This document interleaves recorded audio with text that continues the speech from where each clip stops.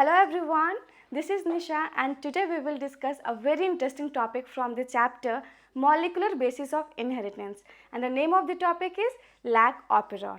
Okay, so अभी तक हमने डिस्कस किया था transcription, translation and now it's time to discuss regulation, how gene expression is regulated in prokaryotes. Okay, तो सबसे पहले स्टार्ट करेंगे हेडिंग से. Please write down the heading lac operon.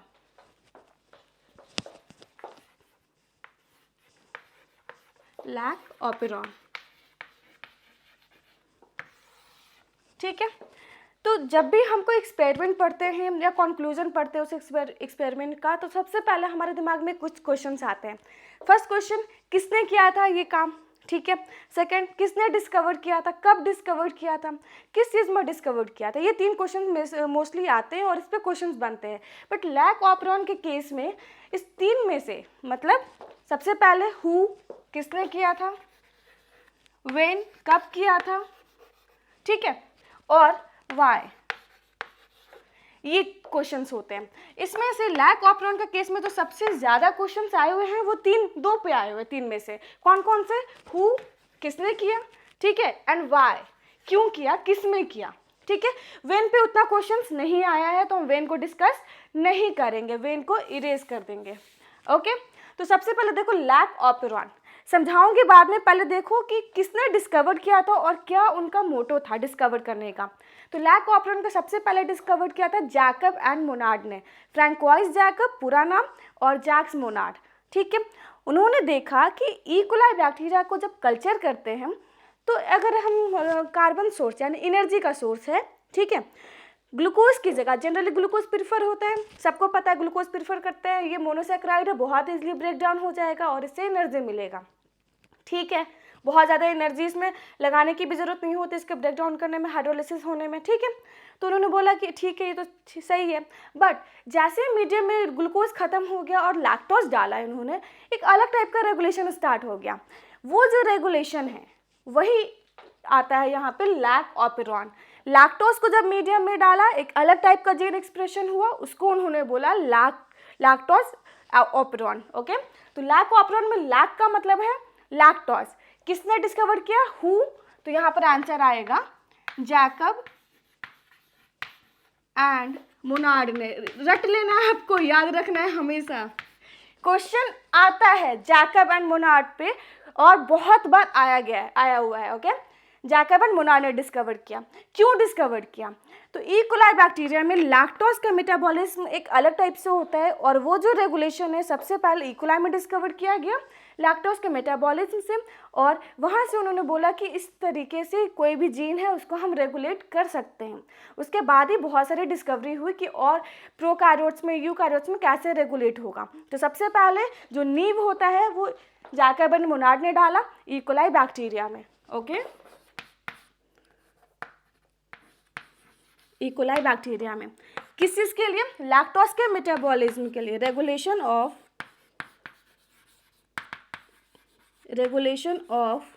Lactose metabolism. Lactose metabolism, ठीक है, lactose के metabolism को regulate करने के लिए. ये बात समझ में आई. लैक ऑपेरॉन में लैक का मतलब क्या होता है, अब देखो लैक का मतलब हो गया लैक्टोज, लैक का मतलब लैक्टोज. ठीक है, ऑपेरॉन का मतलब क्या होता है, ऑपेरॉन का मतलब होता है डीएनए का सेगमेंट. तो क्या कोई भी डीएनए का सेगमेंट नहीं, लैक्टोज जो लैक ऑपेरॉन है इसमें ऑपेरॉन एक डीएनए का सेगमेंट है बट एक स्पेसिफिक सेगमेंट है जिसमें एक से ज़्यादा स्ट्रक्चरल जीन एक ही ऑपरेटर के अंदर होता है या फिर एक ही ऑपरेटर को शेयर करता है. हम वैसे कंडीशन को बोलेंगे ऑपेरॉन. ठीक है, तो ऑपेरॉन का मतलब हो गया segment of DNA, segment of DNA. ठीक है, which shares the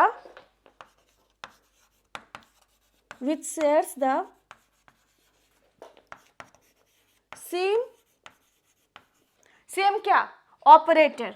एक ही ऑपरेटर को अगर शेयर कर रहा है तो हम वैसे सेगमेंट को बोलेंगे कि ये ऑपेरॉन है, जैसे कि लैक ऑपेरॉन. समझ में आया, दिस इज आर.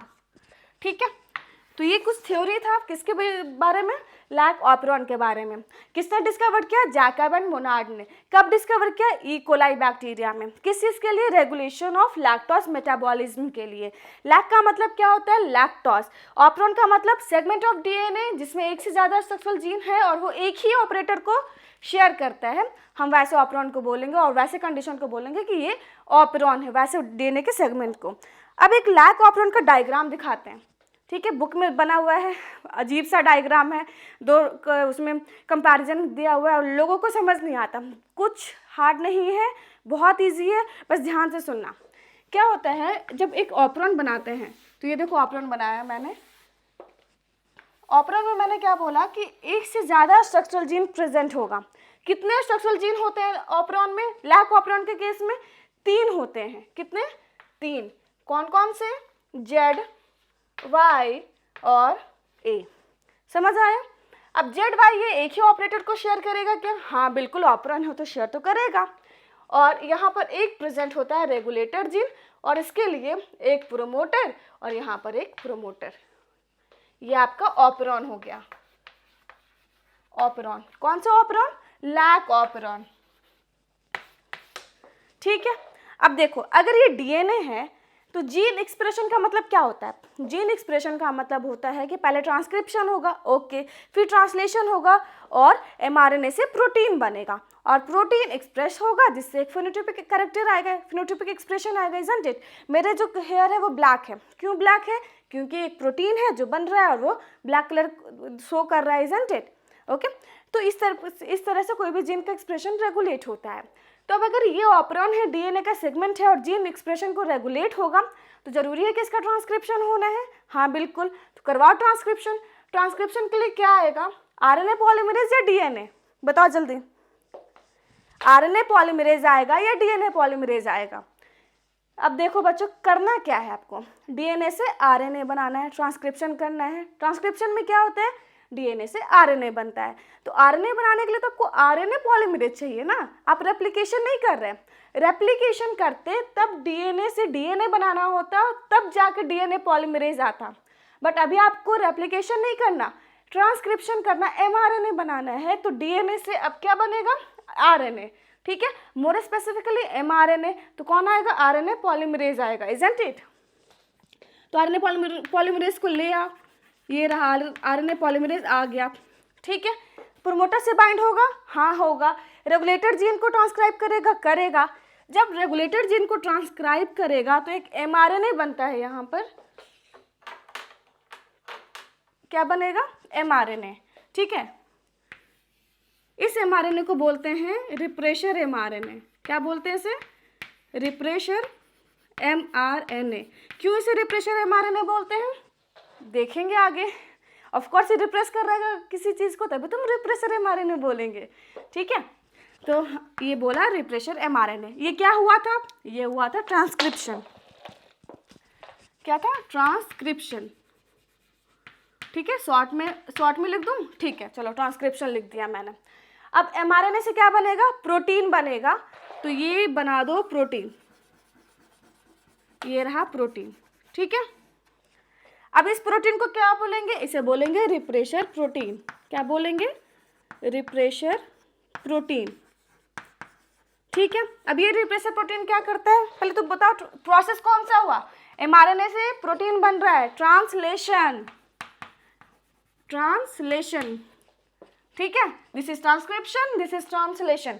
एमआरएनए से प्रोटीन बन रहा है और ये जो प्रोटीन है अब ये कहाँ बाइंड करेगा, ये जाकर बाइंड करेगा इस ऑपरेटर रीजन पे।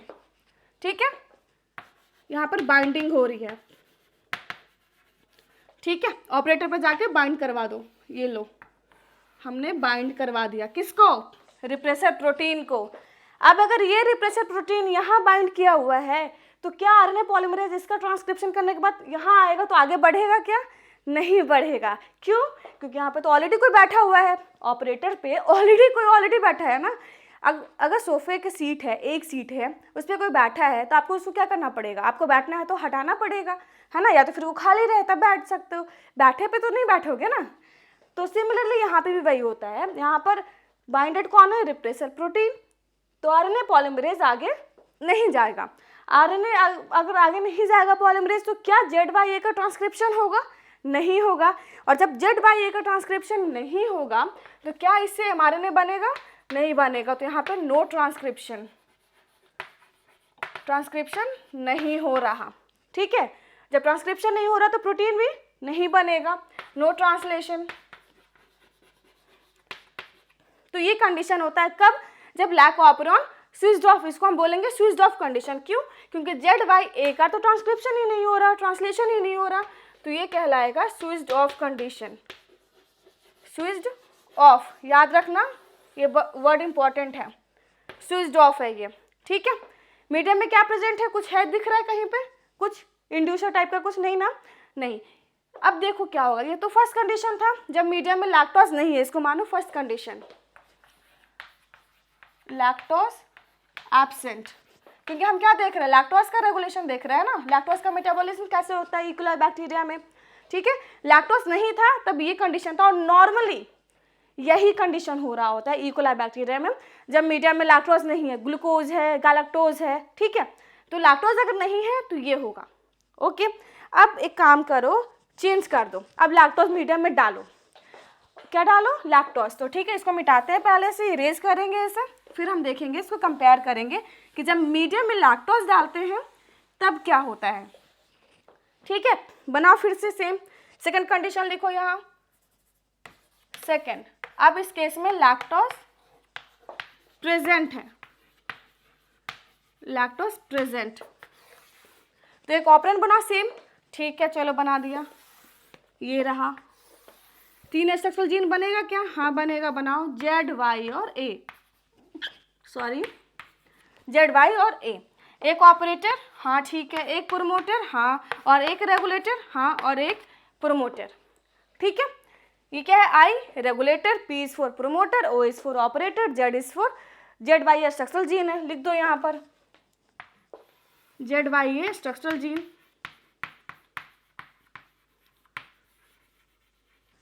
O is for operator,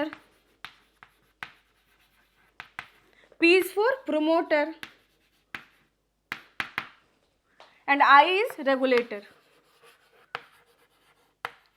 regulator क्यों बोलते हैं? क्योंकि आपने देखा कि ये प्रोटीन बना रहा है, वो इसको स्विच ऑफ कर रहा है, बाइंड कर रहा है, और mRNA लैक ऑपरॉन जो है ये mRNA को नहीं बना पा रहा, इसलिए हम इसे बोलते हैं रेगुलेटर। अब देखो यहाँ पर क्या होगा, सेम कंडीशन है बट लैक्टोज अब मीडियम में प्रेजेंट है। ठीक है, RNA पॉलीमरेज आएगा, बाइंड करेगा आई जीन पे, हाँ करेगा, mRNA बनेगा, हाँ mRNA भी बनेगा। ये हमारा बन गया refresher mRNA, refresher mRNA। Protein बनाएगा? बिल्कुल बनाएगा, क्यों नहीं बनाएगा? बनाएगा, चलो बना दो, प्रोटीन बना दिया। ठीक है, ये रिप्रेशर प्रोटीन बन गया। ठीक है, अब देखो क्या होगा, इसको क्या करता है, ये इस ऑपरेटर पे जाता है और इससे बाइंड करता है और ZYA का ट्रांसक्रिप्शन को रोक देता है, जैसे कि वहाँ हो रहा था। बट अब मीडियम में क्या प्रेजेंट है बच्चे? अब मीडियम में प्रेजेंट है लैक्टोज। क्या प्रेजेंट है? लैक्टोज। और लैक्टोज जब मीडियम में प्रेजेंट होगा, मान लो कि लैक्टोज है, ठीक है, ये लैक्टोज क्या करता है, इस रिप्रेसर प्रोटीन से बाइंड करता है, ये यहाँ जाएगा, बाइंड करेगा। ठीक है, किससे?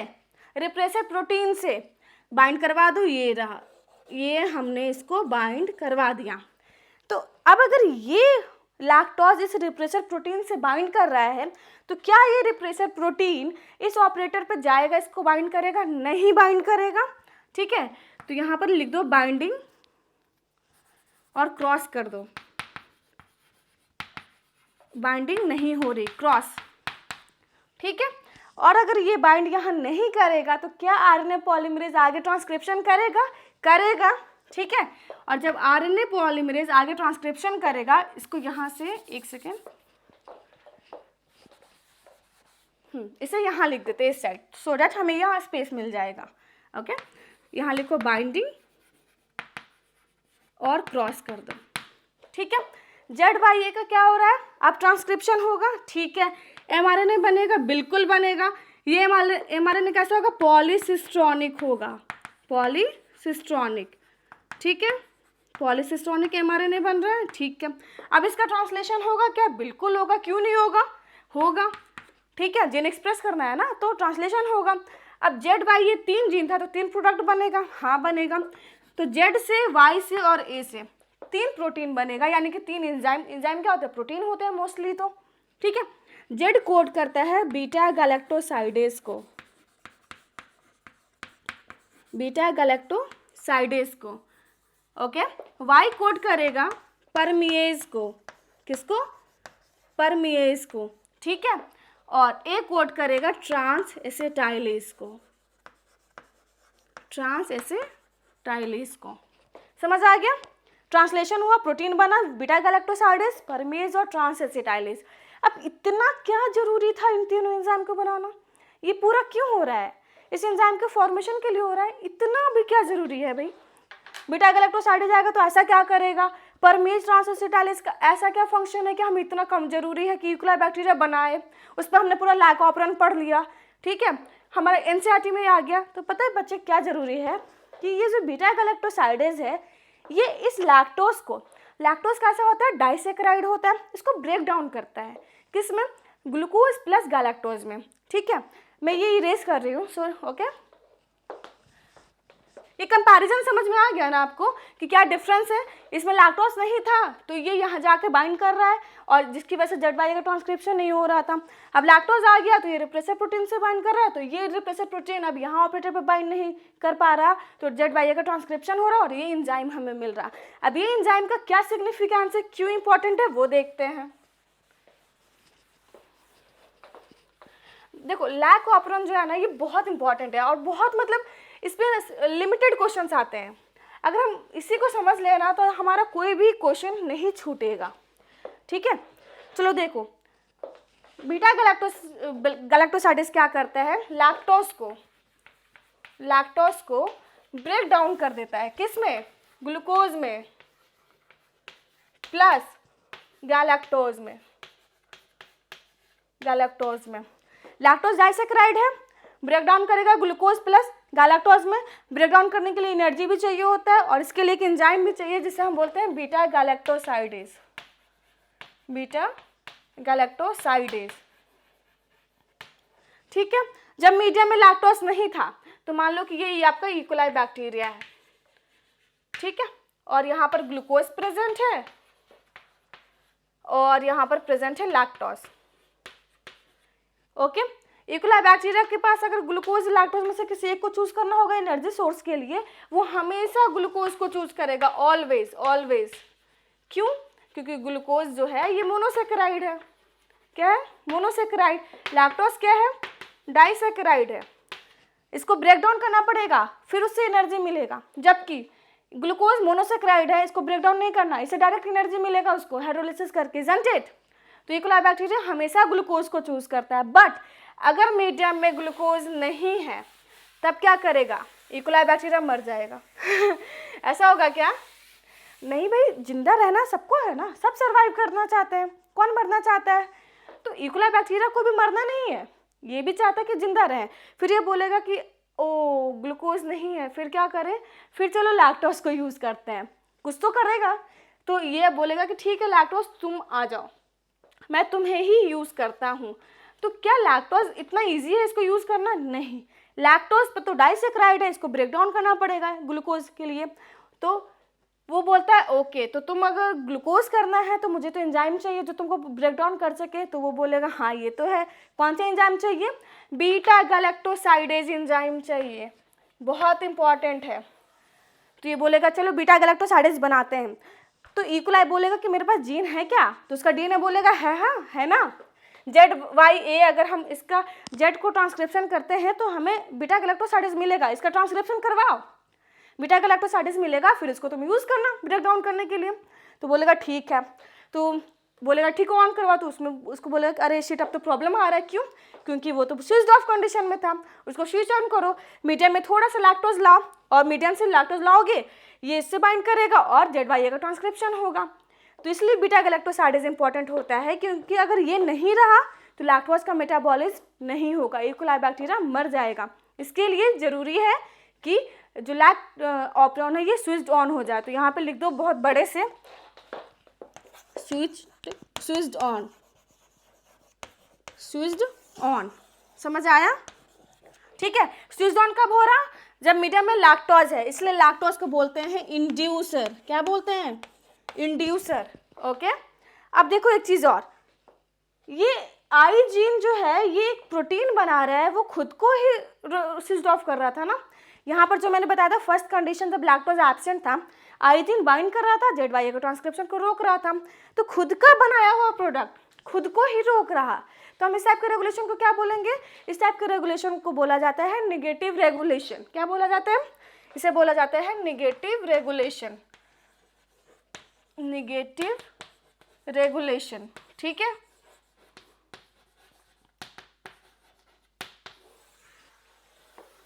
अब देखो हमने एक एंजाइम के बारे में बात की, beta galactosidase.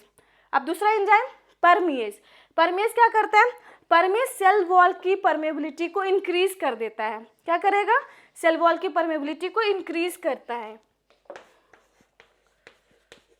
परमेज increases cell wall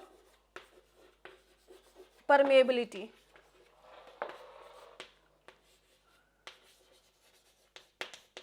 ठीक है। सेल वॉल की परमेबिलिटी को इंक्रीज कर देगा। ये इंक्रीज करेगा परमेबिलिटी को किसके लिए? लैक्टोज के लिए। सो डैट मीडियम से लैक्टोज सेल के अंदर आए, इकोलाई के अंदर आए, अंदर आएगा तभी तो उसका ब्रेकडाउन होगा।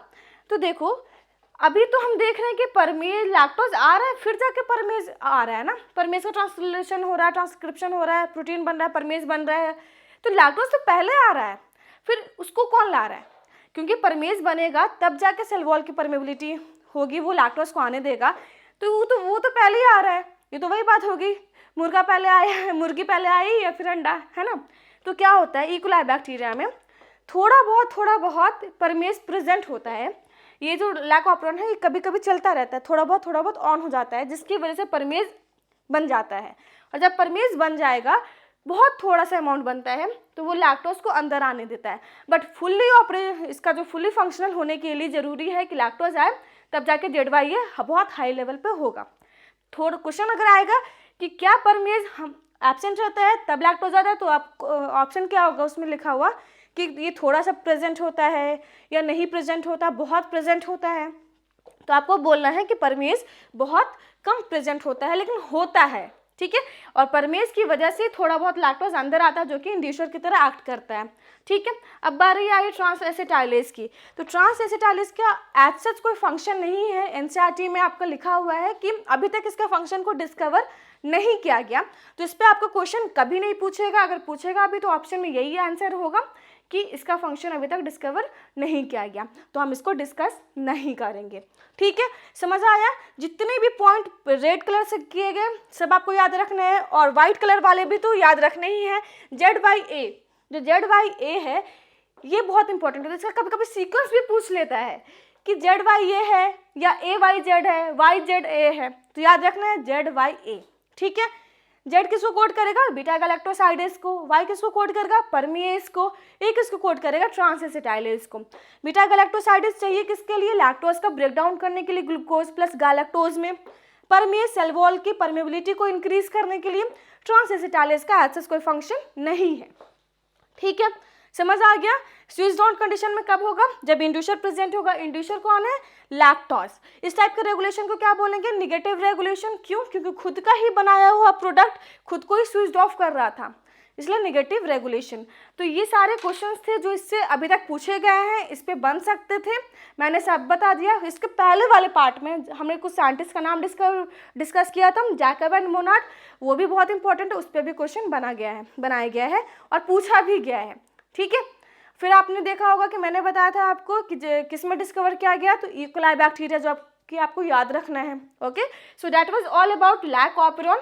बहुत सिंपल था और बहुत इंपॉर्टेंट है, इसको ध्यान रखना। बस कंपैरिजन याद रखना कि लैक्टोज आएगा तो स्विच्ड ऑन होगा, ठीक है, लैक्टोज नहीं रहेगा तो स्विच्ड ऑफ रहेगा। Okay, so that was all about this lecture and that was all about the lac operon. I hope you have understood the explanation very well. Thank you.